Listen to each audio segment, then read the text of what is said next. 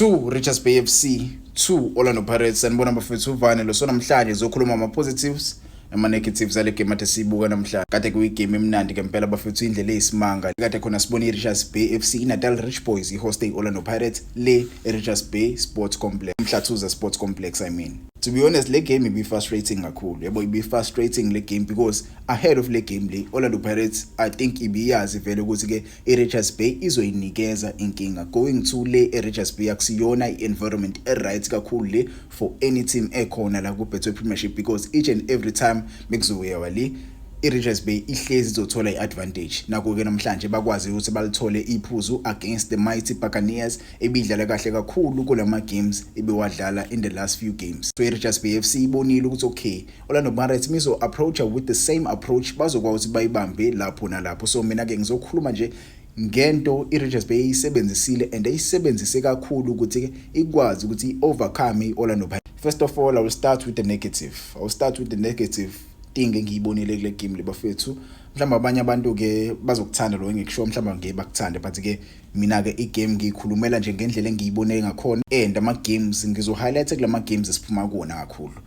Why are we approaching the game the same way so approaching ngakhona? Yabo, I'm not saying the same lineup. No, I'm not saying the same lineup but ke I'm saying the same striking department. Why are we still approaching the game with Yanela Mbutsuma? Yanela Mbutsuma is a good striker, don't get me wrong, he's a good striker, but up front he's scoring goals. The amount of chances Yanela Mbutsuma is getting at Orlando Pirates is very, very questionable. The amount of chances he's getting at Orlando Pirates is very, very questionable because one may say there are some other strikers at Orlando Pirates that must be given chances too, but they are not given chances. While they are not given chances, a striker like Yanela Mbutsuma, he is being given chances, he's starting more games, but he is not showing up and scoring the goals that matters. He was bought from Richards Bay FC to score these goals, but he is not scoring any goals. He's being given chance after chance after chance after chance, but he's not scoring any goals. Some may say, Vane, we won by 8-0. Vane, we won by 5-0. Yes, we winile ngo 5-0, so wina ngo 8-0, but ngabukorelu Yanela Mbutsuma kuloma games. Akawakoranga amagoli. If ama wingers nama forwards Orlando Pirates awakori. If ama wingers Orlando Pirates nama forward Orlando Pirates awakori, ingaba ama goals siwathola yini kuYanela Mbutsuma because today kwenzeke the same thing. Players like Mfukeng abakoranga, players like Abumorema abakoranga. Did Yanela Mbutsuma score? No, he didn't score. If other players are not scoring, you must look at your striker. Is your striker scoring goals? No, he's not even scoring goals when the whole team is scoring. That is the only negative I have. I'm not bashing the player. Umjita kumele ayibuke esibukweni. Yebo, kumele nje ayibuke esibukweni. Marage, going forward to the game, I feel like the game Orlando Pirates approach a game ngendlela right kakhulu. Yabo, Orlando Pirates approach a game ngendlela right kakhulu. It was the perfect lineup for a game ekanje. Yabo, other than a striker phambili because I'm very I will always question the starting of Mbutsuma other than Umakgopa because we have Umakgopa is the main man ekhona ku Orlando Pirates. Why are we not starting him? But again, ngizokhuluma nje nge-midfield, not midfield but ke ngizoqala ku Sepo Chain today. Umjita I think uthole 2 shots on target if I'm not mistaken. Bajida bathole 2 shots on target, but those shots on targets were results into goal. Umjita namhlanje he didn't make any great save, to be honest. Umjita concede kodwa ke ngakusho ayikho team engadliwa. Yebo, ayikho team engadliwa, ayikho team engakorelwa, akekho goalkeeper ungakorelwa. It sure does feel like a loss. Yebo, it sure does feels like a loss. Yebo, angifuni nje ulo ngisho kakhotha mina ngokwami I feel like Orlando Pirates iluzile le game. The first goal resulting into a set piece. Yebo, we are not clearing the balls enough. You saw a set piece ekoriwe abachita, they are not regrouping themselves. Basalibheka ibhola. Yabo, ku head kwibhola abadlali basalibheka ibhola balibonisa ibhola lidrophiphi. the time belibona ibhola selidrophepi ilapho khona selibona umdlali weRichards Bay esezokhahlela njengoba bezokhahlela nje basithi ugoalkeeper Orlando Pirates okusipho Chain usipho Chain ureacte late kulela bhola because he didn't even see himself as the goalkeeper. He should be watching the ball. Yabo, he should be watching the ball the time the ball is being played. He should be watching the ball and seeing everything. Naye ngokwakhe bengalibona ibhola because ureacte late. Njobe reacte late nje ibhola seliyangena neteam. Yabo, ezinye zezinto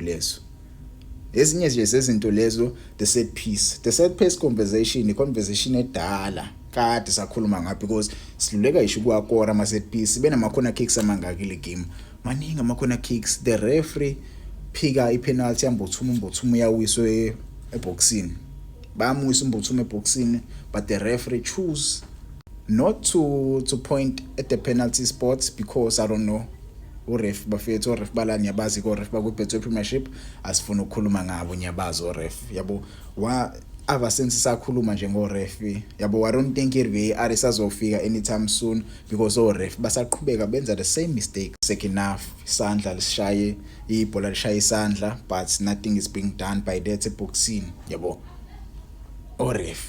So ngizokhuluma ngani na kunenye into engifuna ukuyi-highlight. Second half Orlando Pirates approach the same way eqale ngakhona. First of all i-midfield yethu ucoach ubonile ukuthi i-midfield yethu bebeyidlala besidlala nge-double pivot against i-CS Galaxy sadlala isi-double pivot, against i-Golden Arrows sadlala isi-double pivot.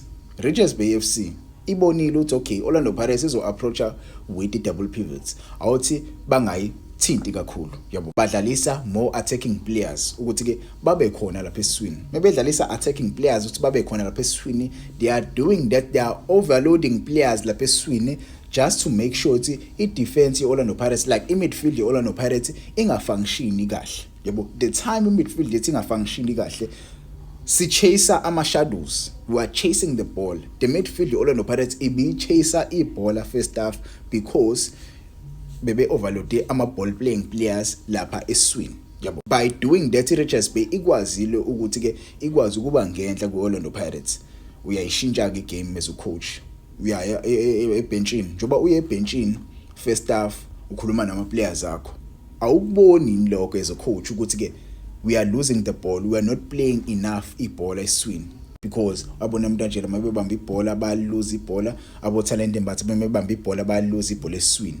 Why are you not getting a player who is a CDM who is going to protect a defense Orlando Pirates? Get a CDM that is going to protect the defenders because once you get a CDM is going to help akwazi ukuthi avale these creating midfielders eRichards Bay akhona eswini. These players akhona eswini amove ball uzokwazi wavale kahle. So get a player that will take the ball from these creative midfielders anina eBay yabo. If you saw the second goal eRichards Bay, mina I'm telling you about one of the best goals I've seen so far from a non-Orlando Pirates team or a non-Kaizer Chiefs team or a non-Mamelodi Sundowns team. The way they orchestrated that passage of play, it was like tiki-taka. I've never seen another team other than Mamelodi Sundowns or Orlando Pirates or Kaizer Chiefs do something like that. It was mesmerizing to see something like that. Yabo. Indlela abadlala ngabo belithinta ngayo. Our midfielders were ball watching. Yabo. Because bebengenawo leyo umfyo kuya kuyibhola kuya kumdlali beyo tacklisha bethatha ibhola because they are not CDMs.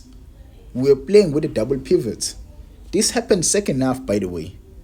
What I'm saying happened in the second half because the coach didn't change any number 8 between those two players. He was supposed to introduce a CDM, but he didn't do that.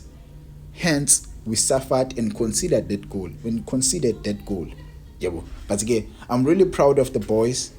Really am proud of the boys. Mamelodi Sundowns 2 points advantage. If they win, bazoba na 5-point advantage. So even if Mamelodi Sundowns yadraw, yabo ngeke ize ishayeke kakhulu. Beautiful goal by Ulebone Siyema. A beautiful goal, yabo. A beautiful goal. We are seeing beautiful goals being scored by non-strikers. What is going on? Our strikers are not even doing anything. De Jong came on, but I didn't see De Jong creating any chances. What is really going on? You have to ask these questions. We loaned out striker